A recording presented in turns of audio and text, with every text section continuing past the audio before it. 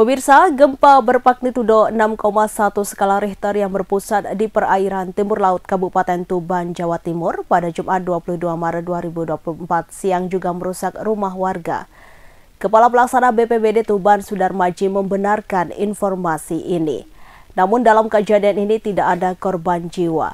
Sementara ada 3 bangunan yang rusak, yaitu satu milik Nana Nur Faidah yang berada di Desa Glagahwangi, Kecamatan Soko, Kabupaten Tuban. Selain itu, ada rumah warga yang terletak di Desa Bejagung, Kecamatan Semanding, dan ex-Balai Desa Dagangan, Kecamatan Parengan. Sudarmaji berserta tim masih terus melakukan pendataan dan asesmen dampak gempa bumi ini. Lebih lanjut, Sudarmaji meneruskan selain merusak bangunan, gempa juga mengganggu aktivitas layanan publik seperti rumah sakit. Salah satu rumah sakit terganggu layanannya yaitu Rumah Sakit Nahdlatul Ulama atau RSNU Tuban, Jawa Timur. Pihak rumah sakit pun sempat memindahkan pasiennya ke ruang lain lebih aman dari dampak gempa bumi ini.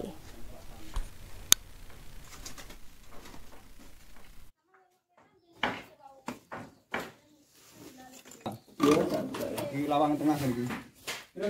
Iya.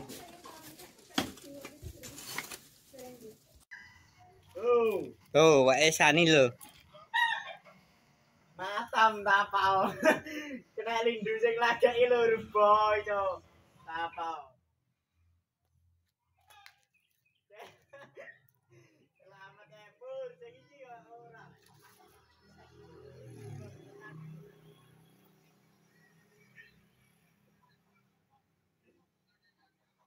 Oh, kencang.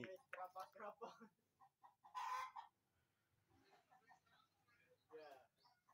Ini jane ditandani ya.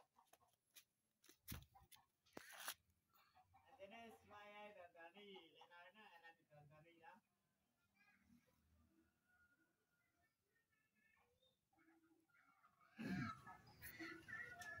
Ayo. Boten neoma lagi mulai. Kira mau burit.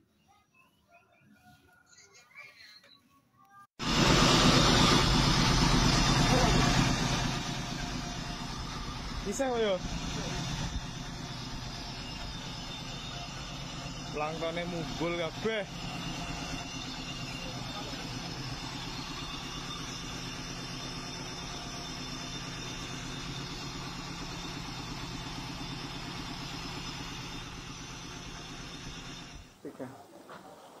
Assalamualaikum warahmatullahi wabarakatuh. Izin menyampaikan update gempa di Kabupaten Tuban. Beberapa waktu yang lalu masih terjadi gempa susulan dengan kekuatan 6,5 skala Richter, artinya lebih besar dari gempa yang pertama. Kami menghimbau kepada masyarakat Kabupaten Tuban yang pertama, tetap tenang, jangan terpengaruh dengan berita-berita hoak atau berita-berita yang tidak bertanggung jawab.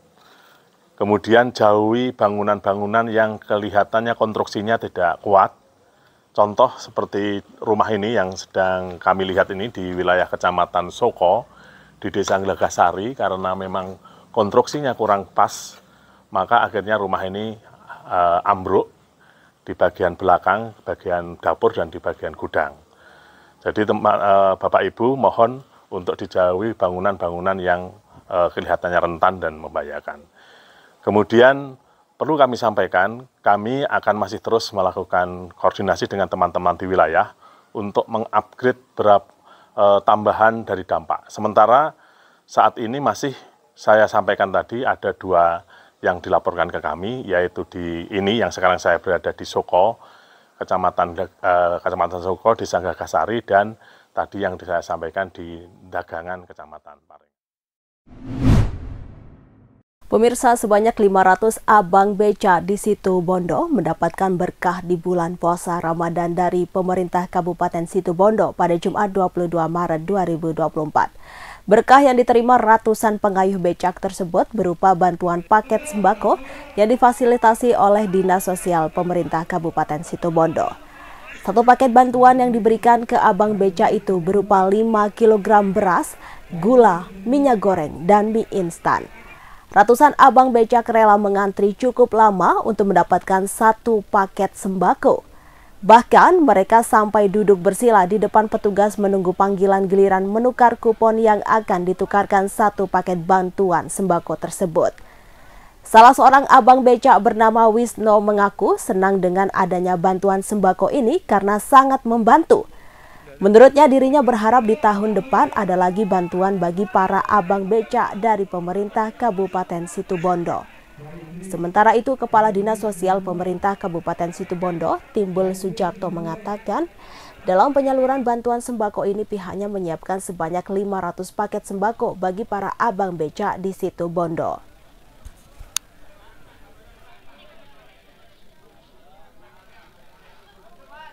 Hari ini berapa? Ini 500. Berapa?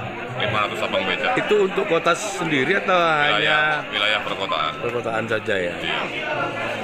Ini sebenarnya apa saja Pak yang diberikan di isinya lah maksudnya? Ya, satu paket berupa beras, 5 kilo, terus gula, minyak, dan mie. Berarti satu paket sembako istilahnya ya? Bantuan pangan. Bantuan pangan ya? Ini dari mana bantuannya? Dari Provinsi apa? Provinsi apa daerah? pemerintah Kabupaten Situbondo. Oh, dari melalui dinas sosial. ini khusus untuk abang becak ya? Yang hari ini untuk khusus abang becak. Ya. Karena merupakan salah satu bentuk kepedulian Bapak Bupati terhadap Abang becak ya? Iya. Beras. Bantuan ya? Iya, bagaimana? Bapaknya abang becak? Iya, Bang becak. Udah lama Pak jadi abang becak? Hah? Udah lama?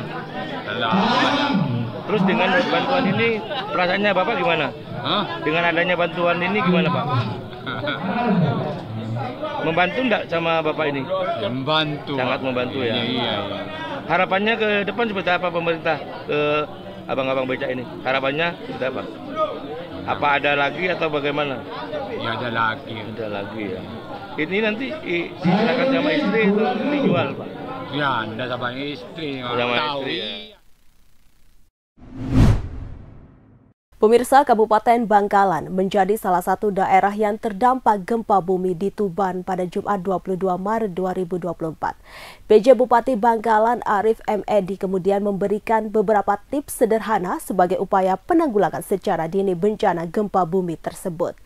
Pertama, Arif menghimbau masyarakat agar tak mengunci pintu sampai berlipat-lipat dengan harapan tak memicu kepanikan saat terjadi bencana gempa bumi. Dan berikut wawancara PJ Bupati Bangkalan Arif M. Edi selengkapnya. Panik, Pak. Mungkin ada imbauan. Masyarakat kan sempat panik, Pak. Ya. Mungkin imbauannya seperti apa? Masyarakat juga tadi kami laporan dari rumah sakit Anna Medika yang sempat takut. Tadi alhamdulillah sudah kita tenangkan dan petugas BPD dan Damkar sudah ke sana untuk bisa menenangkan teman-teman masyarakat lainnya. Nah, harapannya pada masyarakat, satu, jangan mengunci pintu sampai berlipat-lipat. Atau mungkin digantungan kunci itu ya satu-satu aja lah, jangan sampai double-double. Kalau double kan nanti pada saat mau buka lagi susah, gugup gitu ya. Kemudian satu, duduknya atau tidurnya ya di bawah dulu, tapi nggak apa-apa lah tidur di tempat tidur juga, hanya pasang alarm. Alarm ini gampang sih, taruh benda-benda yang kira-kira gampang jatuh gitu. Kalau bisa punya galon aqua itu dibalik yang kosong, di atasnya dikasih termos atau piring gitu. Jadi kalau gempa gerudak pecah dia akan terbangun. Itu alarm-alarm sederhana untuk penanggulangan bencana gempa bumi. Harapannya itu. Reskrim Polres Malang saat ini masih melakukan pendalaman terkait dugaan perampokan di rumah warga di Desa Mangliawan, Kecamatan Pakis, Kabupaten Malang. Sebagaimana diketahui, perampokan ini telah menewaskan satu orang penghuni rumah tersebut. Kasat Reskrim Polres Malang AKP Ganda Syah mengatakan sebelumnya pihaknya mendapatkan laporan masyarakat terkait peristiwa ini. Ganda membenarkan bahwa dalam kejadian ini 2 orang menjadi korban. 1 orang luka-luka yakni Esther Sri Purwaningsih dan 1 orang meninggal dunia bernama Agus. Akan tetapi Ganda belum bisa menyampaikan apakah peristiwa ini benar perampokan atau bukan. Ia menyampaikan pihak kepolisian masih melakukan pendalaman dan pemeriksaan. Seperti yang diberitakan sebelumnya, dugaan perampokan terjadi di rumah Purwaningsih pada saat salat tarawih. Purwaningsih yang tinggal bersama adiknya bernama Agus sudah meninggal dunia berteriak meminta tolong. Teriakan Purwaningsih didengar oleh tetangga. Tak berselang lama tetangga pun langsung menuju ke rumahnya. Sontak kaget tetangga ketika melihat kondisi Purwaningsih sudah dalam keadaan babak belur di bagian wajah. Kemudian ia mengarahkan untuk melihat ke sebuah ruangan yang ditempati oleh Agus. Ternyata kondisi Agus sudah meninggal dunia dalam keadaan mengenaskan. Tubuhnya tengkurap dengan sebilah pisau yang sudah menancap di bagian leher belakang.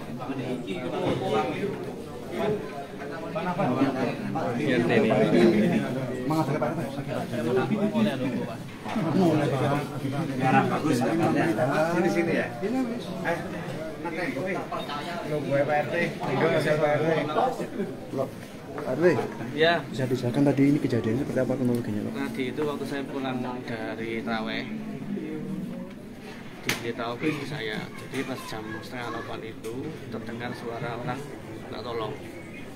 Namanya Bu Krismanto. Nah, yang dengar itu yang di sini. Namanya Mbak Ziza. Itu dia lari bawa anaknya ke rumah saya. Karena saya nggak ada. Ini istri saya lari ke sini.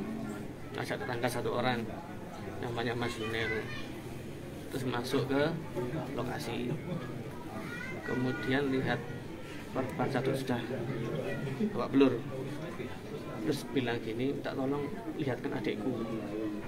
Akhirnya 3 orang itu tadi, Mbak Cica, saya sama Mas Junel itu masuk ke ruang situ, gelap, tidak ada lampu. Akhirnya sampai saya dilihat pakai senter HP, itu sudah meninggal. Katanya istri saya itu sudah ada pisau mancep patah kakaknya, jadi seperti mau diambil itu seperti itu. Saya tidak tolong yang lain seperti itu. Untuk mayatnya sendiri posisinya di mana? Posisinya mengkurap. Di mana itu? Di ruangan ini. Ruangan situ yang gelap, nggak ada lampunya memang situ. Ketika saya itu dia makan kayaknya, makan posisinya mengkurap. Kalau yang babak belur itu di mana posisinya? Di ruang? Sepertinya di ruang yang sebelah sini, ruang tamu itu. Di rumah ini berapa orang, Mas? 2 orang. Siapa aja itu? Bung Krismanto sama adiknya ini, Mas Agus. Siapa Mas namanya, Mas? Bung Krismanto. Bu Krismanto sama? Krismanto sama? Pur sebenarnya, kalau Pur sama adiknya. Mas Agus adiknya ini yang buta sebenarnya. Yang meninggal? Yang meninggal itu buta, sudah tua juga. Satu orang ya, Mas? Satu orang. Kalau barang yang hilang sendiri apa, Mas? Yang diketahui? Setahu saya HP-nya sudah nggak ada. HP. Mas hari memang berdua aja di rumah itu? Setiap hari berdua.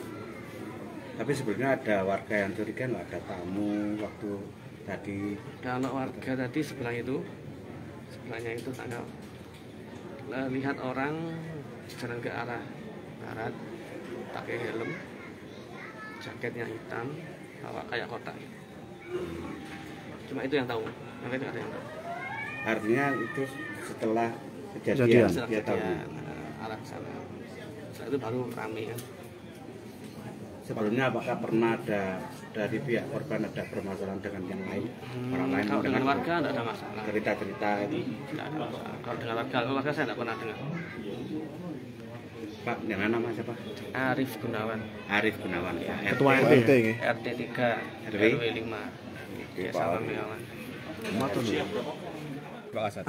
Kami mendapatkan laporan dari masyarakat, kemudian kami laksanakan pengecekan TKP bersama-sama dengan jajaran Polsek Pakis, unit identifikasi Satreskrim Polres Malang. Memang betul ada kejadian didapati 2 orang korban, 1 korban ditemukan meninggal dunia dengan luka tusuk di bagian leher belakang. Kemudian 1 korban lagi luka-luka yang saat ini tengah mendapatkan perawatan di Rumah Sakit Saiful Anwar. Barang-barang yang hilang Pak Kasat? Masih kita dalami untuk motif, kemudian terkait peristiwa apa ini arahnya, kita masih dalami, kita masih intensifkan pemeriksaan. Kami baru selesai melaksanakan olah TKP. Kami mohon doanya mudah-mudahan perkara ini bisa segera diungkap. Barang bukti yang ditemukan apa enggak? Sementara kami masih bisa berstatement itu dulu. Masih ya. Belum bisa kami sampaikan, ini masih teknisnya terlalu dini, terlalu prematur. Saya mohon doanya mudah-mudahan perkara ini bisa segera.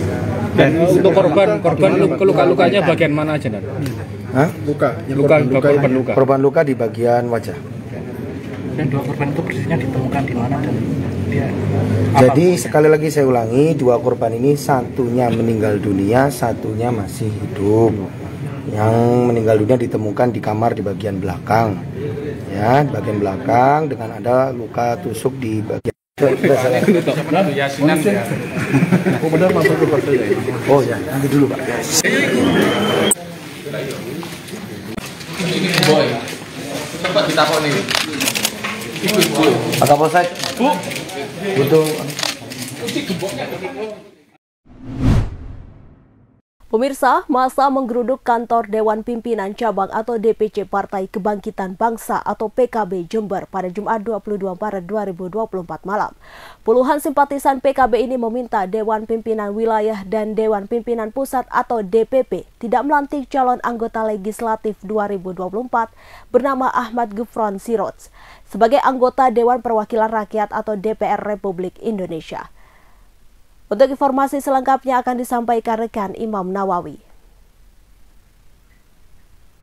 Oke Tribuners, dimanapun Anda berada, bahwasannya kemarin malam kader-kader dari PKB pun mendatangi kantor DPC Partai Kebangkitan Bangsa yang ada di Kabupaten Jember.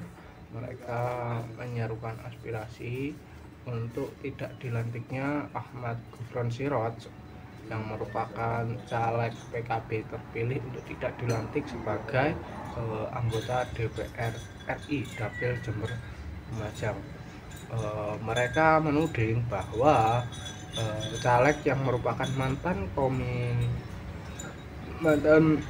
komisaris dari BUMN Pintu Farma tersebut tidak pernah mengkampanyekan pasangan calon presiden dan wakil presiden Anies Rashid Baswedan dan juga Muhaimin Iskandar selama dia pilpres, bahkan tidak selama dia mengikuti pileg, maksudnya 2024, bahkan tidak pernah mengikuti konsolidasi pemenangan capres-cawapres yang dilakukan oleh DPP PKB untuk memenangkan pasangan Amin ini, baik langsung secara tidak langsung.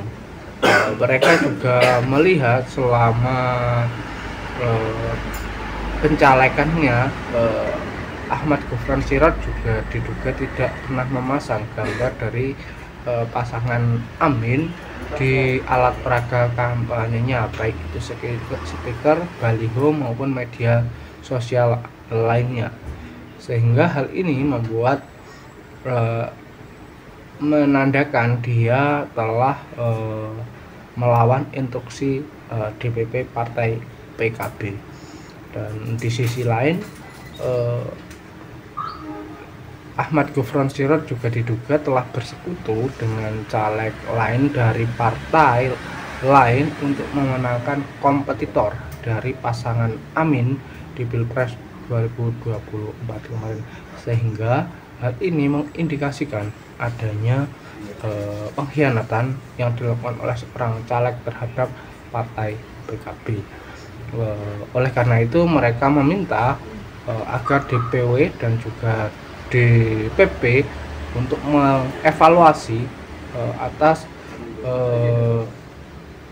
Ahmad Gufron Sirot sebagai kader PKB sebelum ditetapkan sebagai anggota DPR RI Dapil Jember Lumajang.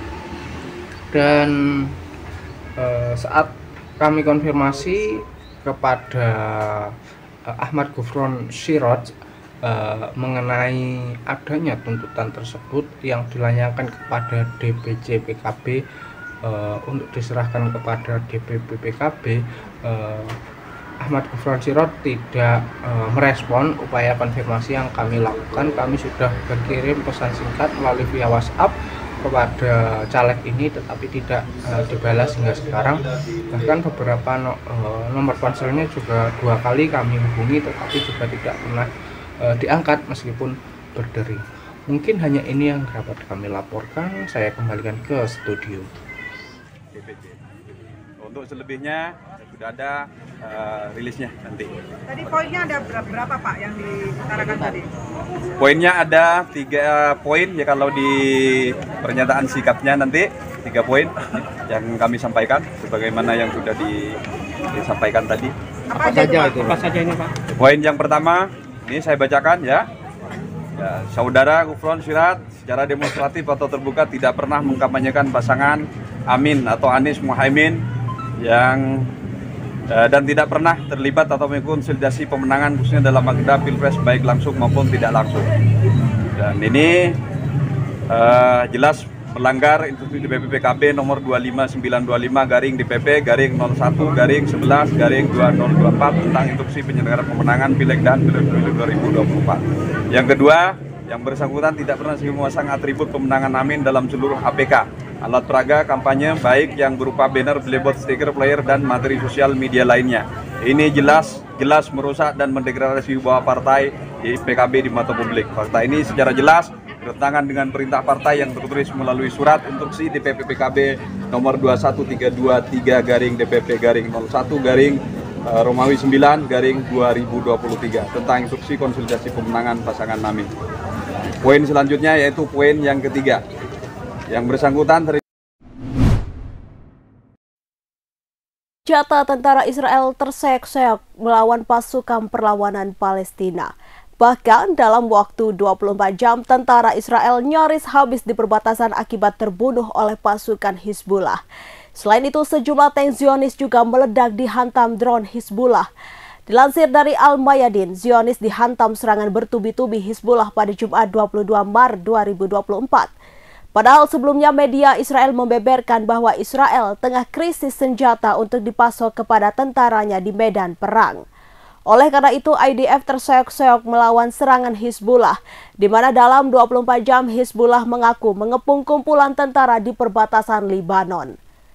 Seperti di situs Ruwaysat Al-Alam, situs Al-Alam, pemukiman Metula hingga Barang Jarid.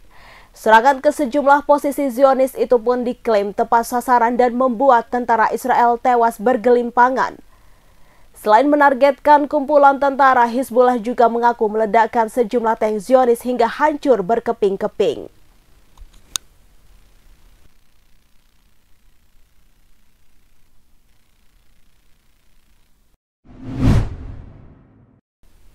Capres nomor urut 1 Anies Baswedan bertemu dengan Ketua Umum Partai Nasdem Surya Paloh di Nasdem Tower Menteng, Jakarta Pusat, Jumat 22 Maret 2024. Pertemuan itu dilakukan setelah Paloh menyambut baik kedatangan Capres pemenang Pilpres 2024 Prabowo Subianto di markas Nasdem. Anies mengaku tidak masalah dengan pertemuan tersebut. Menurutnya itu pertemuan yang baik lantaran Prabowo bersedia mendatangi Surya Paloh. Ditanya lebih lanjut soal isi perbincangan kedua tokoh tersebut, Anies menyebut tidak ada yang obrolan khusus kecuali yang sudah disampaikan di depan awak media. Di sisi lain, cawapresnya Muhaimin Iskandar atau Caimin justru enggan menanggapi soal pertemuan Surya Paloh dan Prabowo Subianto. Imin memilih bungkam saat diwawancarai seusai buka bersama di markas pemenangan Timnas Amin.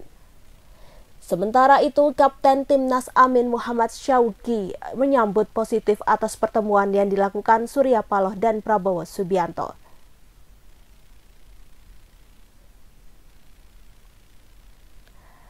Syauqi menilai tak ada yang perlu dikhawatirkan atas pertemuan tersebut. Ex-Kabasarnas itu pun memastikan Timnas Amin solid memperjuangkan gugatan Pilpres di Mahkamah Konstitusi atau MK.